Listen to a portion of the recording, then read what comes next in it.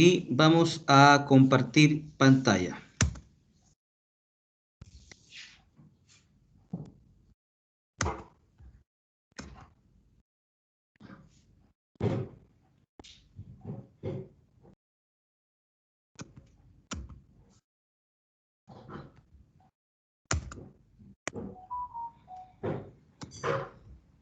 Bien, chicos, ¿se puede ver el PPT?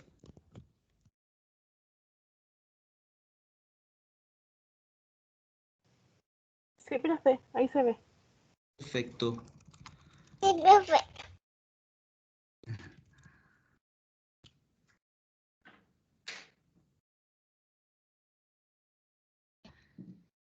Bien, nosotros la semana pasada habíamos comenzado a trabajar ya en evaluación formativa y habíamos dicho que la evaluación formativa tiene como propósito principalmente identificar mediante la evidencia, vale decir los datos, las respuestas correctas o incorrectas de los estudiantes, los razonamientos mentales que estos tenían, los procedimientos, las habilidades y que permitían, por ende, ¿cierto?, poder comprender mucho mejor el procesamiento de la información que ellos tenían a la hora de responder una pregunta o elaborar algún producto, una guía, una carta, un cuento, etcétera.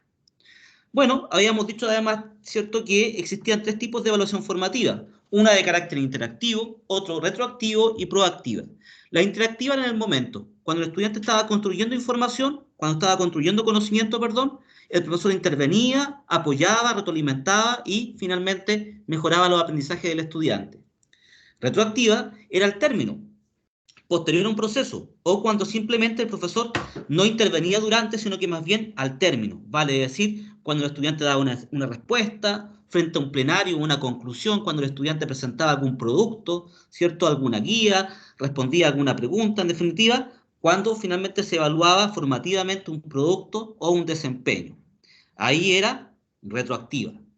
Pero también existía una evaluación de carácter proactiva, que tenía como propósito adelantarse a los errores y, evidentemente, generar condiciones favorables para que estos errores o dificultades no se desarrollaran. Y en ese sentido, la evaluación la evaluación formativa proactiva tiene como propósito aclarar logros, clarificar criterios, modelar, con el propósito que los estudiantes, antes de la actividad, antes de comenzar a trabajar, tengan claridad respecto a lo que van a desarrollar. Existe una retroalimentación respecto a algunos elementos conceptuales que pueden entorpecer su trabajo, bueno, etcétera, ¿cierto? Dentro de eso, habíamos dicho además que es importante la interacción pedagógica, o sea, el diálogo permanente entre docentes y estudiantes y entre los mismos estudiantes, y finalmente también que era muy relevante analizar reflexivamente los productos o la producción de conocimiento que tenía cada estudiante. Vale decir, los productos o los resultados que generaban finalmente los estudiantes. Bien, dentro de ese contexto, hemos dicho que la evaluación formativa está centrada principalmente en abordar las problemáticas que tienen los estudiantes, sus representaciones mentales, su actitud frente a una tarea, las habilidades que desarrolla, las estrategias, los procedimientos que aplica en la tarea. Todo eso es importante y por lo tanto no nos quedamos solamente en la respuesta o en el producto final. Vamos más allá, profundizamos sobre el procedimiento que ocupó. Por lo tanto, nos centramos muchas veces en los errores. Y eso implica, ¿cierto?, principalmente poder descubrir por qué se origina un error y tomar conciencia de aquello para que sea el estudiante de forma autónoma quien pueda reconstruir correctamente una respuesta o un producto o un desempeño.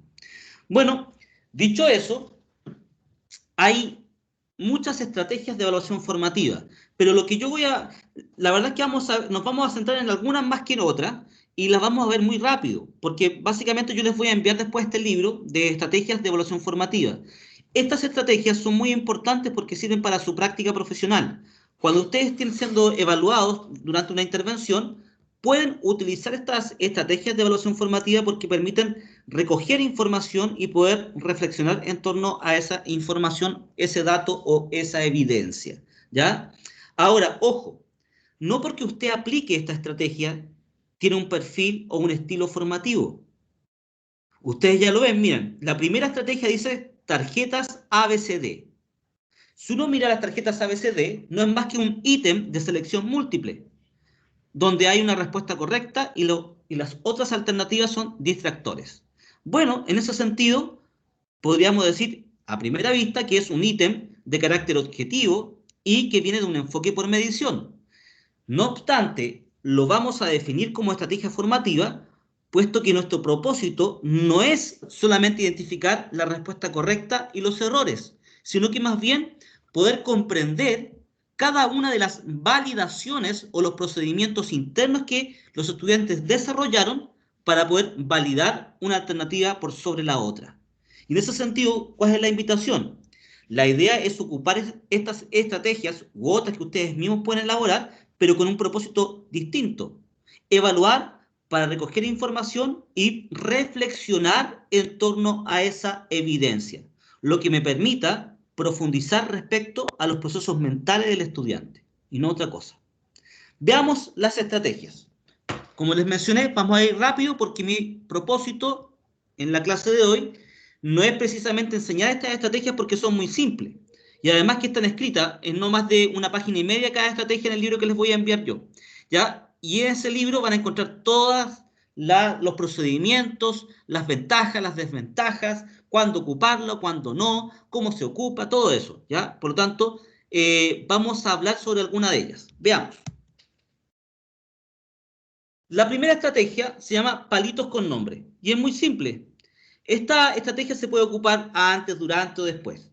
Y es simple. Usted en un tarrito, ¿cierto? Metálico, en un envase, reúne un número importante de palitos y todos ellos tienen los nombres de la lista de los estudiantes de su grupo. ¿Para qué se ocupa este palito con nombre? Es para dejarle al azar las preguntas. Pero ojo, al azar, pero de forma sistemática. ¿Qué significa esto? Tengo los palitos con nombre de todos los estudiantes y en la medida que yo voy sacando un palito, lo voy dejando fuera del pote o del bote de basura y lo voy descartando. Entonces, en la medida que saco un palito con nombre, realizo la pregunta y lo dejo a un lado para no volver a preguntarle a la misma persona. ¿Ya? Esto hace que la evaluación tenga un carácter aleatorio, ya sea al azar, y no esté vinculado directamente con algo personal. Y en ese sentido el estudiante entiende que, ojo acá, entiende que cuando el profesor pregunta es producto del azar y no porque tenga algo personal que resolver o exista alguna situación disciplinar o un comportamiento que requiera ser, ¿cierto?, mejorado mediante el castigo o el premio. No, más bien estamos aprendiendo a partir de la pregunta y quienes responden son de acuerdo a un criterio totalmente aleatorio y no personal. Con eso hace que la pregunta finalmente sea un poco más amigable. Están las pizarritas, y estas pizarritas las recomiendo mucho, sobre todo para la parte virtual, ¿ya? Tanto de forma presencial como virtual, las pizarras o las pizarritas de aprendizaje se pueden utilizar para un montón de elementos. Pueden escribir una frase, pueden escribir un resultado, pueden escribir la misma alternativa, pueden escribir un proceso matemático, pueden escribir un concepto, pueden escribir una idea. ¿Qué es lo interesante de las pizarritas con nombre? Es que a diferencia, por ejemplo, de las tarjetas verdadero o falso o las tarjetas ABCD, el estudiante debe construir la respuesta. Y en ese sentido, eso implica que no copia, más bien es una producción propia. Lo otro es que permite no solamente evaluar la información en su contenido, sino que también en su forma, si está bien escrita, bien redactada, si falta algún elemento ortográfico, un tilde, lo que sea, y puede ayudar a que todos los estudiantes puedan de alguna forma responder la pregunta central. Ojo, ¿por qué es formativa? No es formativa en sí misma, es formativa porque el docente selecciona las principales respuestas, que no tienen por qué ser ni buenas ni malas, ni correctas ni incorrectas, sino que aquellas que se diferencian en concepción y en procedimientos mentales. Ah, mira, esta respuesta probablemente obedece a esto, esta otra, y así. Y eso implica que el docente dice, muy bien, bajen sus pizarritas. A ver, Javier, Juan, Isabel, María y Lorena, levanten nuevamente sus pizarritas. Muy bien. Incluso yo me puedo quedar con ellas y le digo, pásenmela por favor, y las voy levantando, y voy tratando de, a partir de las respuestas de los estudiantes, generar una reflexión, una validación, una argumentación en torno a sus respuestas, ¿ya? Esto se puede ocupar antes, durante y después. Luces de aprendizaje. Las luces de aprendizaje se pueden utilizar en la sala de clase y tienen como propósito evaluar de forma interactiva. Vale decir, cuando el estudiante está construyendo de forma individual o colectiva, está trabajando en su guía o en su cuaderno, el propósito de esto es gestionar mucho mejor la temporalidad en la sala de clase y gestionar mejor el acompañamiento. Verde significa que entiendo muy bien y puedo seguir avanzando. Amarillo es que tengo alguna dificultad, no obstante, de acuerdo a mi creencia como estudiante, creo que puedo seguir avanzando de forma autónoma, por lo tanto puedo esperar. Y rojo es que no entiendo, no comprendo, no puedo seguir avanzando y requiero de la ayuda del docente, ¿ya? Ahora, ojo, ¿qué hemos dicho acá? No hay ninguna estrategia, ni didáctica, ni evaluativa que garantice aprendizaje por sí mismo. Un estudiante puede que esté levantando su cartilla verde y puede que no entienda nada y todo lo que esté en su cuaderno esté errado. Por lo tanto, ¿qué significa esto? Bueno, que es solamente una estrategia y que el docente debe monitorear durante toda la actividad siempre los trabajos de los estudiantes, dando mayor prioridad a aquellos que evidentemente, ¿cierto?, declaran que no pueden seguir avanzando. Tarjetas ABCD. Es un ítem de selección múltiple, pero que tiene como propósito, no como en el video anterior, solamente identificar la respuesta correcta o la incorrecta. Tiene como propósito que podamos reflexionar frente a cada una de las alternativas. Vale decir, cada distractor es un elemento conceptual con el cual yo puedo trabajar como docente. Ejemplo, yo hago tal pregunta y los estudiantes responden en su gran mayoría A, D y C, en ese orden. A, D y C. Nadie responde la B. No es que yo deje pasar la B. Yo lo primero que hago o que podría hacer es, chicos, ¿y por qué no es la B? Veamos la alternativa B. Dice tal cosa. A ver, Julián, ¿por qué tú descartaste la alternativa B? No, porque yo creo que la A. Ya está muy bien, eso crees tú. Puede que estés correcto, pero veamos primero por qué. ¿Qué elemento, qué variable te permitió a ti entender que la B no era correcta? Tal cosa. Ah, muy bien. ¿Y tú, Felipe, piensas lo mismo? Sí. Isabel, ¿y tú? Perfecto. Ah, entonces descartamos. ¿Qué voy haciendo con esto? Voy reconstruyendo la respuesta correcta. Evidentemente no me interesa seleccionar solo la correcta o la incorrecta. Otro ejemplo. Todos los estudiantes respondieron la correcta, que es la C. ¿Qué hago? Asiento con la cabeza de que está bien, les digo que excelente, les digo buena respuesta. No. ¿Qué hago? Pregunto, genero dudas, genero una incertidumbre. Pero chicos, ¿y por qué nadie le importó la pregunta D, la alternativa D? Y voy descartando. Vale decir, lo que hago es un ejercicio reflexivo en torno a las alternativas. Eso implica ir mucho más allá de la respuesta correcta o incorrecta. Por lo tanto, cuando trabajo tarjetas ABCD, mi propósito no es identificar solamente la respuesta correcta, sino más bien dar un paseo por cada una de las alternativas o distractores que son las respuestas de los estudiantes. Voy reflexionando y ojo con esto, no me apresuro, no voy en búsqueda de lo correcto de forma inmediata, trato de ir descartando que sea la discusión, los argumentos que lleven a los mismos estudiantes a decir, no, parece que me equivoqué, no tiene razón, tal cosa. Vamos trabajando eso de forma o de manera formativa. Aquí hay otro interesante que es para trabajar antes o durante. Antes, porque trabajas con los conocimientos previos y durante, antes de iniciar la actividad. Esta es proactiva. Presento el objetivo de la clase. Clarifico un logro. Entrego un criterio. Entrego un ejemplo para modelar la respuesta de los estudiantes. En fin, me permite clarificar criterios de logro y que los estudiantes, en definitiva, cuando estén trabajando, sean ellos los que pueden autorregular su propio trabajo. Mi rol favorito, este también me gusta mucho, esta alternativa, Porque mi error favorito me permite al docente que, una vez que ha monitoreado el trabajo de todos los estudiantes, decide o toma la decisión de centrarse o focalizarse en el error más frecuente.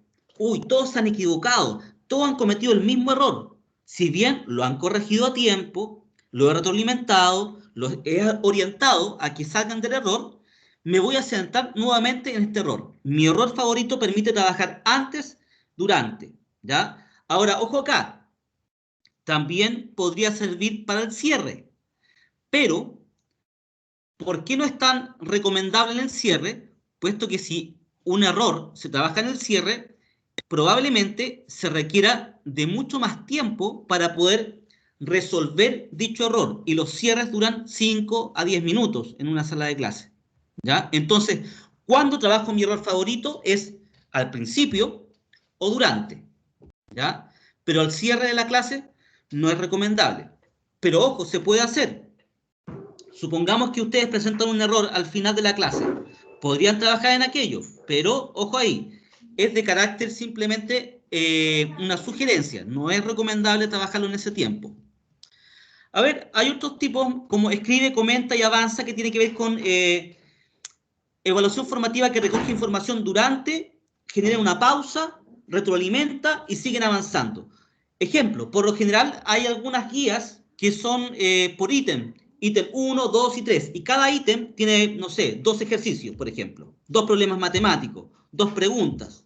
Bueno, antes de seguir avanzando, voy desarrollando ciertas pausas reflexivas y voy cerrando microciclos con los estudiantes. Y después de aquello, sigo avanzando hasta poder terminar por completo la guía o la actividad. A ver, otras más. Resumen la oración. Eso fácil, se puede hacer también en una pizarrita o en un cuaderno. Resumir toda la clase en una sola oración. Bueno, hay un montón de alternativas más, ¿ya? Yo, como les mencioné, les voy a enviar este libro para que ustedes tengan esas estrategias y las puedan incorporar a su práctica. Se pueden hacer de forma presencial, ¿cierto? Como también virtual, sincrónica. No obstante, recuerden que hay algunos impedimentos y hay que hacer algunas adaptaciones, ¿ya? Ahora, lo más importante no es solamente utilizar la estrategia, sino que es ser realmente un docente formativo, ¿ya? Veamos algunos casos pedagógicos y en eso sí que me interesa centrarme y profundizar.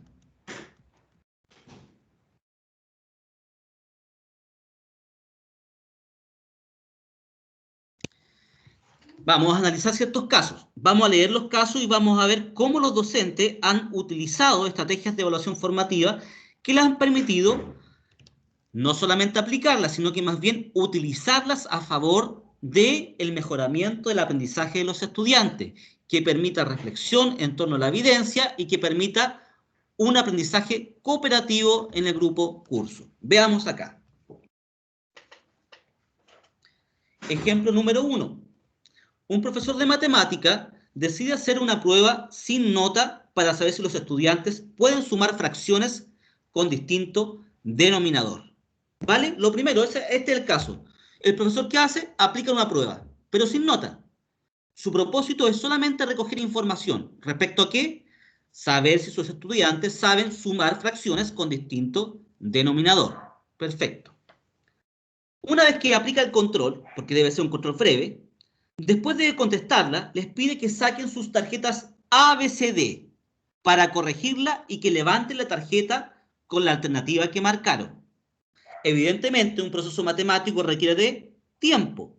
Entonces, lo primero que les pide es que respondan una prueba o un control y luego de responder, utilicen sus tarjetas ABCD para justificar su respuesta. Veamos qué sigue en el caso.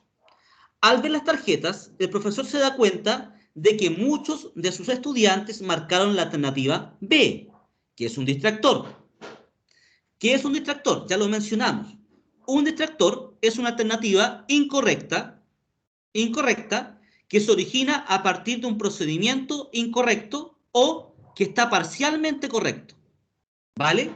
O sea que uno cuando escribe un ítem, una pregunta con un ítem de selección múltiple y una de esas es la alternativa correcta, eso no quiere decir que las otras son incoherentes o no tienen nada que ver y por eso las descarto. las descarto porque la producción para poder llegar a esa respuesta en su origen está incorrecto. Entonces, cada alternativa es un distractor. ¿Qué significa esto? Que cada respuesta, correcta o incorrecta, responde a un razonamiento mental distinto. Al ver las tarjetas, el profesor se da cuenta de que muchos de sus estudiantes marcaron la alternativa B, que es un distractor. Esta respuesta da cuenta de que probablemente muchos de ellos igualaron denominadores, pero no amplificaron el numerador antes de sumar. ¿Qué significa esto? Que la alternativa B parcialmente estaba correcta desde el punto de vista procedimental, pero al faltar un procedimiento o al saltarse uno de ellos, que es básicamente no amplificar el numerador antes de sumar, los lleva a un error. Cuando el docente verifica esto, desarrolla o toma una decisión. Veamos qué es lo que sigue. El profesor hace un cuadrado en la pizarra y escribe mi error favorito. Esto está ocurriendo durante la clase. En este espacio, resuelve el ejercicio incorrectamente, llegando al resultado que han marcado varios de sus estudiantes. Luego, saca un palito con el nombre de uno de ellos y pregunta al estudiante, ¿qué es lo primero que tenemos que hacer para resolver este ejercicio? 2. Luego pregunta a otro estudiante, ¿hice esto correctamente en este ejemplo? Y podría hacer más preguntas en torno al tema. Así los estudiantes llegan a identificar en qué paso estuvo el error y lo resuelven correctamente. ¿Qué es lo que se ha desarrollado durante este caso pedagógico?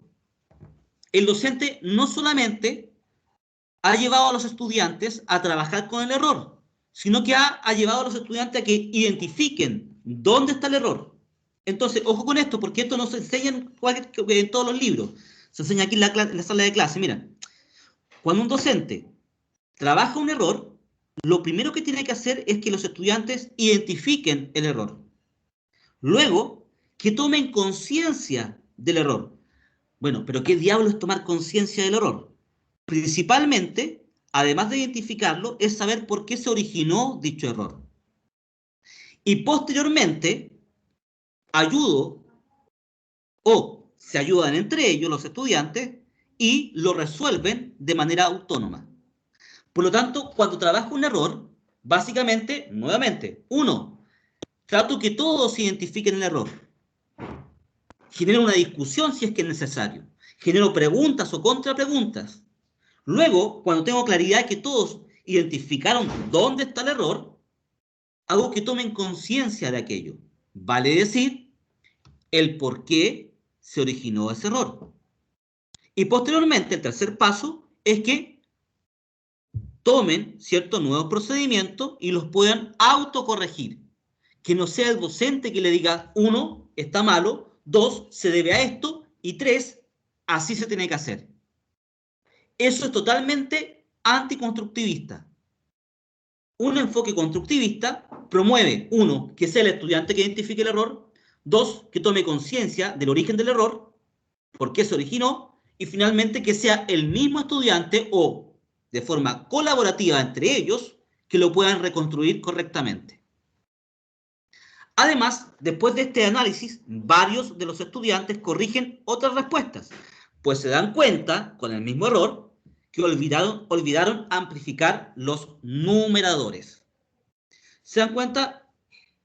Este caso pedagógico nos demuestra un tipo de práctica, pero ojo, es formativa no porque utilice tarjetas ABC, mi error favorito o palitos con nombre, es porque la intencionalidad del docente tiene, ¿cierto?, un propósito distinto que solamente medir o calificar o identificar respuestas buenas o malas, correctas o incorrectas.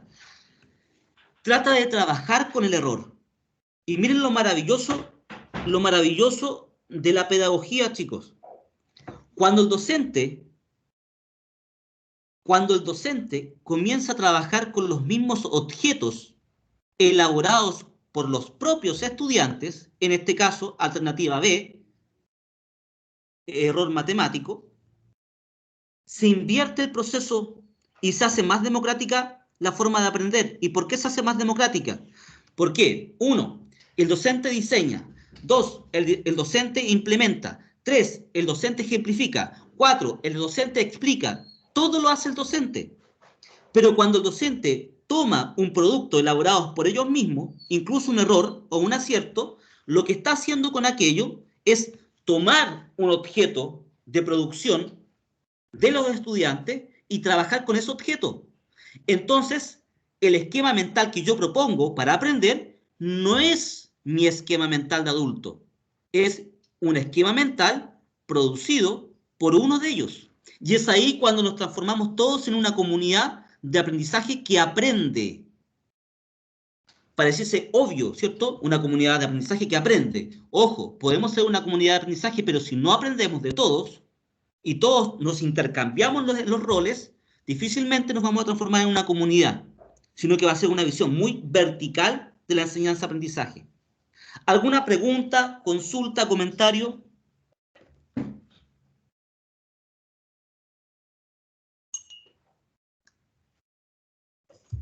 Profe, ¿Sí? la holística en este caso tiene participación. En el caso, dice usted, en el caso que hemos estado dando, Exacto. tiene participación en el sentido que, a ver si lo estoy entendiendo bien, en el sentido que es dialéctico, porque yo no avanzo, no avanzo si es que no retrocedo. Vale decir, no aprendo si en la medida de ese proceso no soy capaz de mirar lo que están haciendo los estudiantes y proyectarme finalmente hacia la meta o resultado de aprendizaje. Y en ese sentido lo que estamos mencionando acá es que entendemos que la panorámica o la visión del docente es ir más allá de la misma actividad. Los estudiantes están probablemente in situ aprendiendo y están diciendo estamos trabajando sobre un error. Pero lo que está haciendo el docente es proyectarse con ese error para ir hacia adelante. O sea, lo que está construyendo acá es retomar los aprendizajes buenos, malos, correctos, incorrectos, parciales, incompletos, con errores, con dificultades, con el propósito de seguir avanzando y lograr una meta o resultado de aprendizaje. No sé si respondo su pregunta o usted iba hacia otro lado. Y no, sí le responde, profe. ¿Algún otro comentario, pregunta, duda?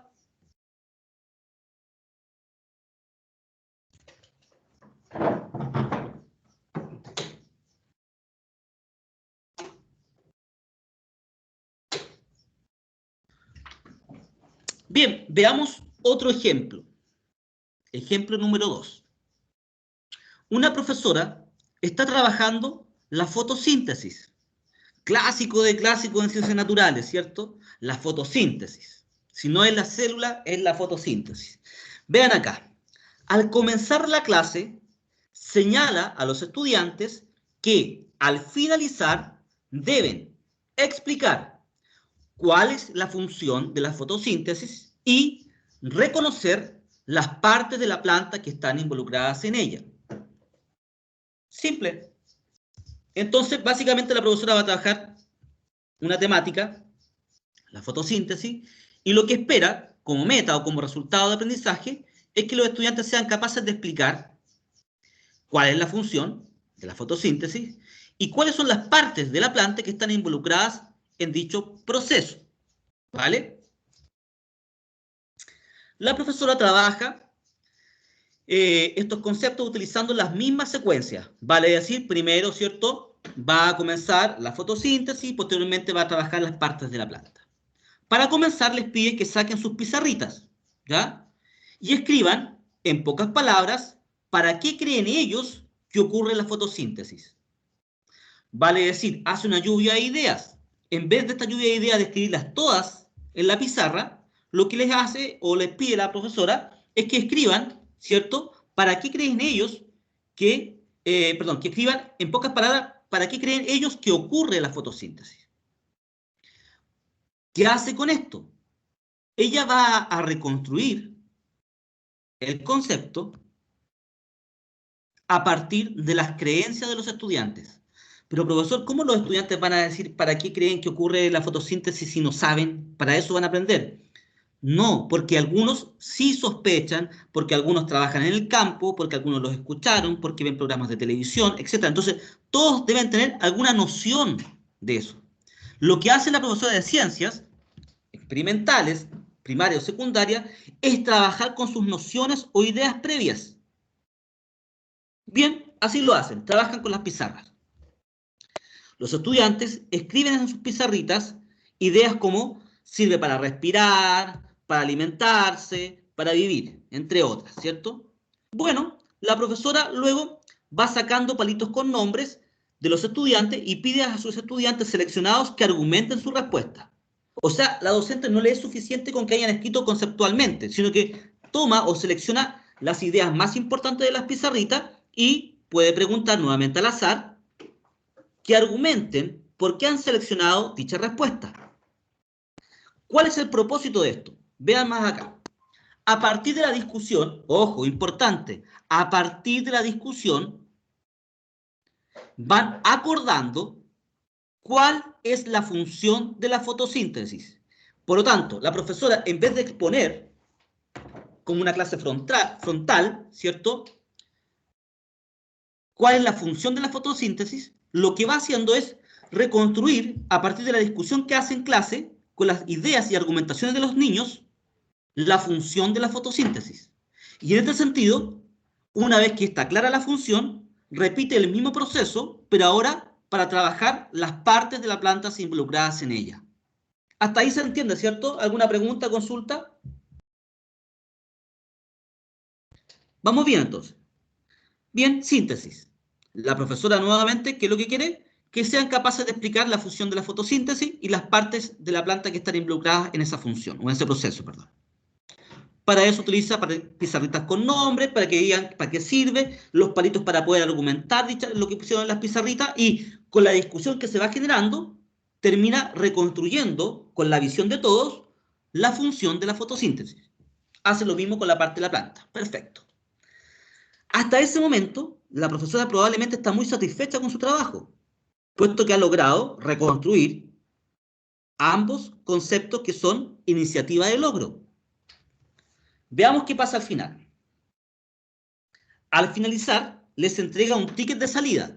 ¿Qué es un ticket de salida? Es otra estrategia de de evaluación formativa, que tiene como propósito que antes de terminar la clase, entreguen en una oración o en una hojita, ¿cierto? Una síntesis en una frase, ¿cierto? De acuerdo a lo que la profesora le está pidiendo. Le puede hacer una pregunta y ellos responden, le puede decir que haga una síntesis, le puede decir que en una frase, una afirmación, completen todo el resumen de la clase, etc. Pueden ser mil cosas. Es el ticket de salida.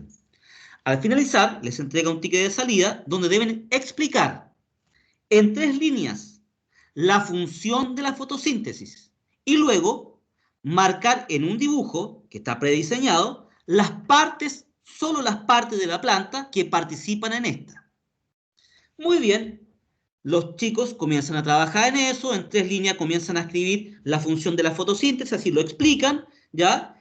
Y las partes de la planta comienzan, ¿cierto?, a marcar las partes de la planta. Ese ticket de salida está en función directamente, mira lo que estoy diciendo, directamente con los objetivos de logro de la clase. Sin embargo, al leerlos, la profesora se da cuenta que no manejan bien la idea de función, ya que la mayoría resumió el proceso. O sea, en vez de escribir o explicar la función de la fotosíntesis, comenzó a describir el proceso de la fotosíntesis, que es distinto. Por lo que decide comenzar la clase siguiente aclarando eso. ¿Qué problema identificamos acá, chicos? ¿Cuál fue el problema, el error?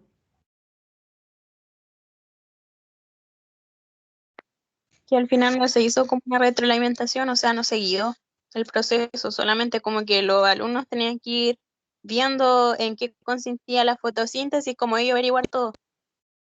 Ya, muy bien, pero anteriormente ya habían trabajado la función de la fotosíntesis. Vale decir, habían logrado entre todos poder definir lo que se entendía por función de fotosíntesis. Y a pesar de aquello, al término de la clase no fueron capaces de explicar la función. O no todos, algunos. ¿Por qué ocurre eso? Y Si ya quizás los los ¿sí? alumnos no entendían el concepto de función y lo Exacto. entendían como procedimiento. O sea, para ellos función y proceso eran la misma cosa. ¿Qué es lo que faltó acá? Antes de entregar el ticket de salida, es que la profesora explicara lo que se entendía por función. O durante el inicio de la clase, en el mismo objetivo de logro. Chicos, hoy día vamos a ver el concepto de función. Pero ojo, esto nos puede pasar, le puede pasar a una profesora nueva, novata, o a una persona con mucha experiencia. Pero ¿cuál es el punto de esto? Es que nosotros partimos este módulo explicando que de la evaluación formativa también uno como docente aprendía. Para la próxima clase que yo tenga con el octavo C, ¿ya? O para el próximo año, cuando otra vez trabaje esta misma actividad con los estudiantes, me voy a dar por lo menos 5 minutos para explicar que existe una diferencia entre proceso, que describe, ¿cierto?, los pasos de la fotosíntesis, versus el propósito y la función de la fotosíntesis, que son dos elementos que están relacionados, pero distintos. ¿Se dan cuenta, no? Entonces, ¿qué es lo que ocurre acá? Es que para los estudiantes función y proceso es lo mismo. O lo que podría ser peor, capaz que no sea lo mismo. Capaz que para ellos, cuando dicen función, estén tratando de escribir y no de explicar. Entonces, ojo con esto. ¿Qué hace la profesora? Bueno, la siguiente clase, antes de iniciar con el nuevo conocimiento, va a trabajar nuevamente los procesos de función y proceso en fotosíntesis. Ya que uno entiende lo siguiente. Respecto a la planta, están claritos. Pero respecto a lo que es función y proceso, no logran ver la diferencia algunos, o la mayoría. ¿Se entiende el ejemplo? ¿Se entiende hacia dónde va este proceso? ¿Alguna pregunta, chiquillos?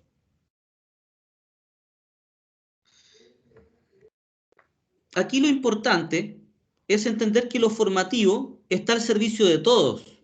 Y ojo, también al servicio del docente. O sea, hay elementos conceptuales o categorías que a veces son muy formales o que son muy técnicas y que el estudiante no las comprende. La falta de vocabulario, ¿cierto?, es un elemento central, porque podemos explicar ciencia, pero si no tenemos claridad en torno a las diferencias o a las categorías, en una de esas estamos mezclando peras con manzanas, y ese es el problema. Entonces, es evidente que el docente debe estar constantemente monitoreando lo que se va desarrollando dentro de la sala de clase. Veamos un último ejemplo. Y con esto cerramos la clase de hoy. Una profesora de lenguaje quiere observar el desarrollo de la escritura de sus estudiantes. ¿Ya? Entonces, específicamente, legibilidad y la separación que hacen de las palabras. Para ello, les pide que escriban una ficha de presentación incluyendo su nombre, algún dato de sus familiares e intereses. O sea, esta es la actividad. Tienen que completar una ficha. ¿Y qué es lo que va a evaluar la profesora? Que la letra sea legible y la separación que hacen entre las palabras. Vale decir que no junten las palabras, ¿cierto?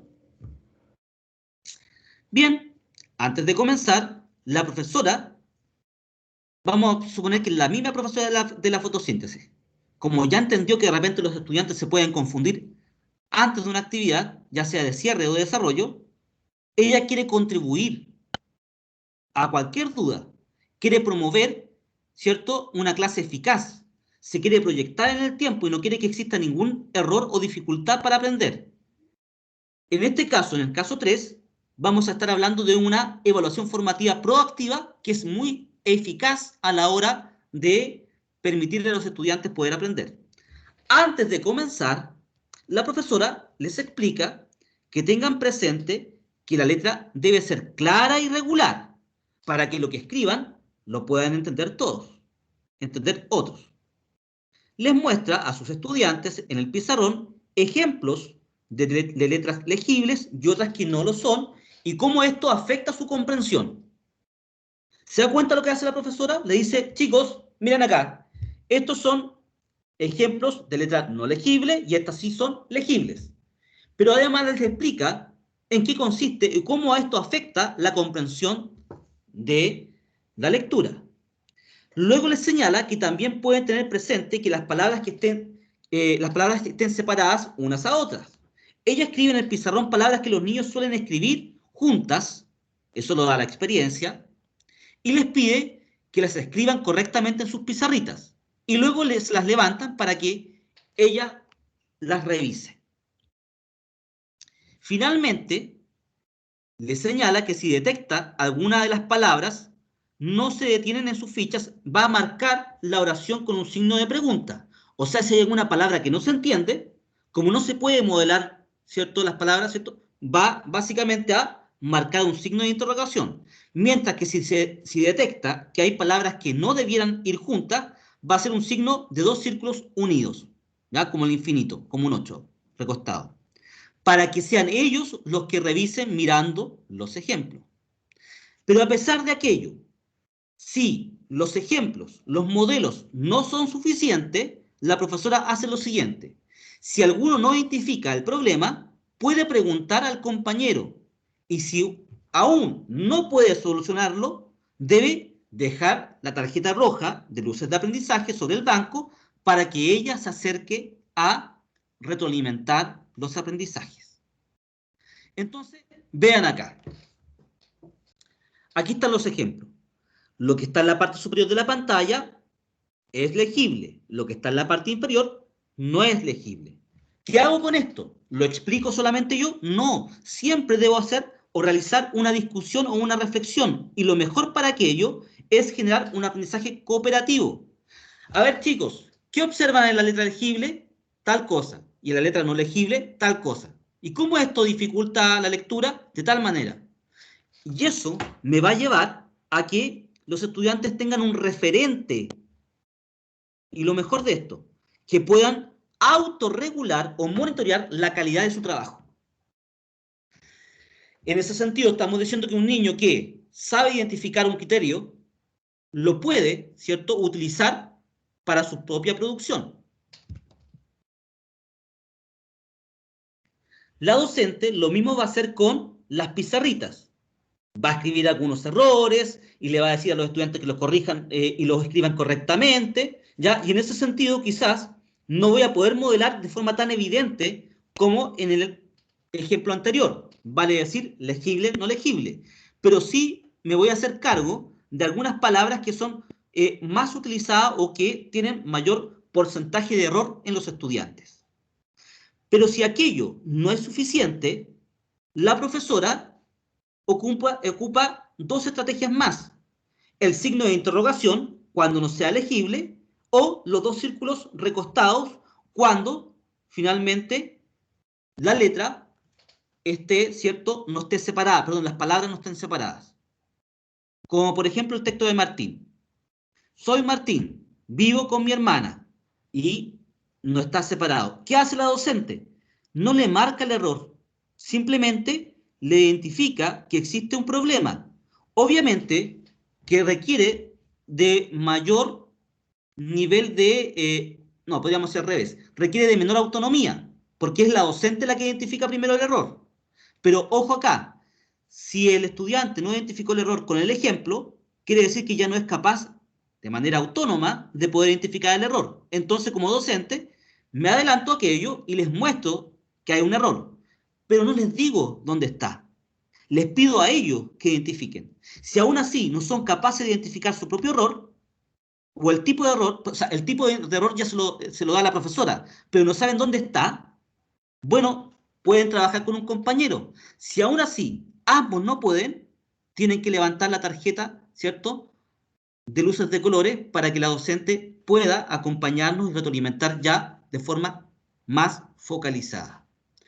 Bueno, ¿alguna pregunta, comentario, duda?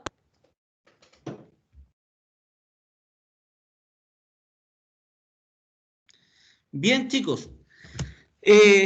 Como cierre, el propósito de haber analizado y leído, ¿cierto?, cada uno de estos casos pedagógicos tiene como objetivo que seamos capaces de entender que la evaluación formativa promueve un tipo de práctica que no está asociada solamente a un elemento psicodidáctico, vale decir, a la implementación de una estrategia didáctica con el fin o propósito de que el estudiante aprenda por sí mismo, sino que es no más que una herramienta para recoger información y hacer algo con ella. Si el docente no hace algo con ella, básicamente no hay evaluación formativa, hay solamente corrección o un enfoque de carácter correctivo. Bien, ¿alguna pregunta, comentario, duda? La última parte, profe, donde en el último ejercicio, el último ejemplo, la profesora ¿Sí? utilizaba diferentes símbolos para señalarle a los alumnos y que ellos mismos lograran identificar los errores y el porqué de los errores, etcétera, etcétera. ¿Sí? No, ¿Sí? me recordó un poco al texto de las retroalimentaciones. Sí, sí, de las concepciones de los docentes, ¿no? Hay muchas acá de las concepciones que finalmente impiden hacer una buena práctica. Pero aquí lo interesante es que también se vayan con algo que no es propio de la evaluación, es que nada garantiza que tengamos una práctica efectiva, porque siempre hay algo que volver a desarrollar.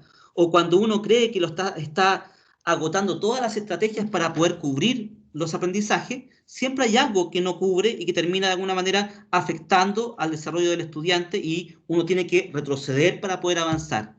En ese sentido, en este ejemplo, la docente, uno, modeló con ejemplos. Dos, de los mismos ejemplos les pidió a los estudiantes que desarrollaran autonomía, identificando el ejemplo y contrastando su producto o su producción de escritura con el ejemplo.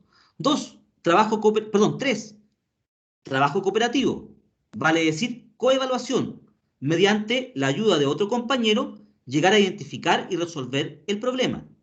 Y cuando eso no ocurría, luces de colores. ¿Con qué objetivo? Que los estudiantes que no podían seguir avanzando porque no eran capaces de identificar el error o dónde estaba el error, llamaban a la docente. ¿Y para qué? No para que la docente le diga que está bueno, que esté malo o que lo tiene que cambiar de esta forma. Es para llenarlo de nuevas preguntas que lo lleven, ¿cierto? Mediante estrategias, lo lleven a la respuesta correcta. Bien, chicos, ¿alguna pregunta, comentario, duda? Profe, al principio mencionó un libro respecto al tema a tratar. No sé si era el Sí. nombre o algo. Sí, lo voy a descargar y lo voy a subir a la UCM virtual esta semana, ¿ya? Es un libro solamente de estrategias y que es muy útil a la hora de planificar, sobre todo que a ustedes les piden a veces planificaciones mucho más integrales, que donde no solamente qué es lo que va a enseñar, cómo lo va a enseñar, sino que también cómo lo va a evaluar formativamente. Y estas estrategias permiten recoger información. Por eso, ojo con esto. Cada vez que hablamos de planificar actividades de enseñanza, debemos también tratar de, no sé si planificarlas, pero sí por lo menos considerar el tiempo que lleva también recoger si la información que han elaborado los estudiantes está correcta.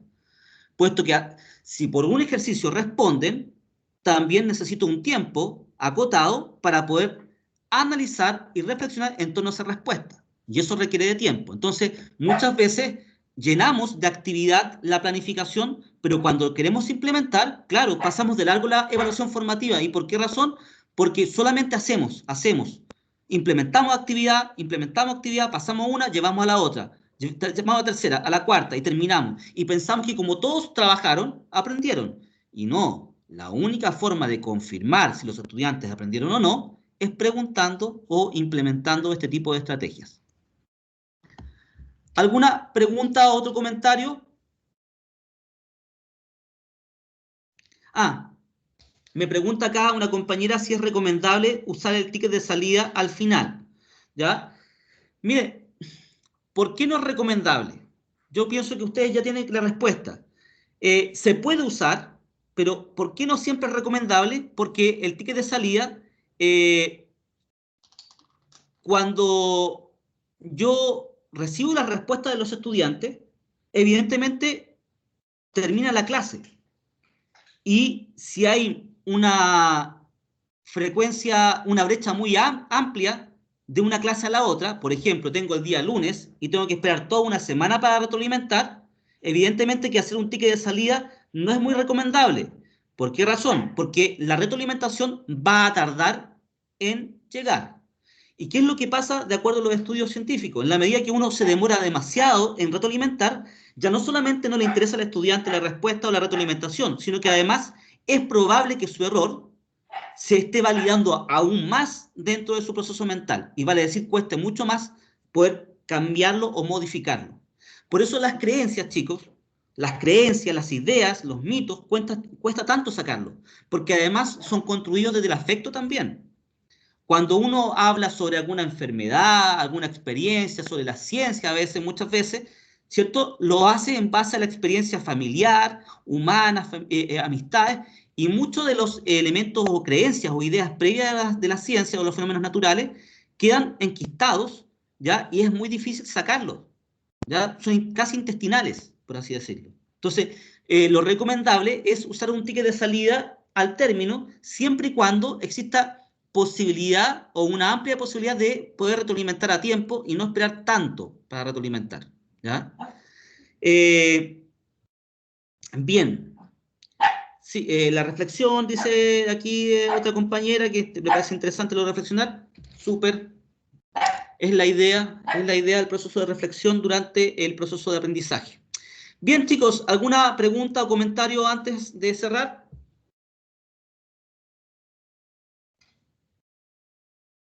Muy bien, chicos, entonces, seguimos la próxima semana, ¿ya? Espero que todos se hayan puesto al corriente y a tiempo con el foro de discusión. Yo amplié la fecha, algunos tuvieron dificultades para poder responder al término, no lo sé por qué, si falló la plataforma o qué. Todos respondieron en su gran mayoría muy bien, pero los que les faltó, igual lo pueden hacer nuevamente porque yo amplié la fecha, pero no sé si eso fue realmente tan significativo porque hubo un problema en el sistema y muchos de ustedes no podían escribir. De todas formas, yo ya les expliqué a algunos que los que no pudieron escribir en el foro porque tenían dificultades o trabajaban directamente con el celular, bueno, es importante que me lo envíen a mi correo. Pero como eso no es garantía que yo me acuerde, no se vayan a molestar. Si por alguna razón de repente ven un 1 en sus calificaciones, me tienen que avisar, profesor, yo se lo envié. Ah, perfecto. Busco el correo, reviso y ahí modifico y cambio la nota, ¿ya? ¿Vale? Así que traten de siempre de recordarme, porque probablemente yo voy a revisar ya en 2 semanas más el foro, a calificarlo, y después de aquello probablemente no siempre me acuerde de las personas que me enviaron a mi correo. Ustedes lo que hacen es que si ven una nota que no es buena nota, me avisan y rápidamente lo voy modificando en la semana.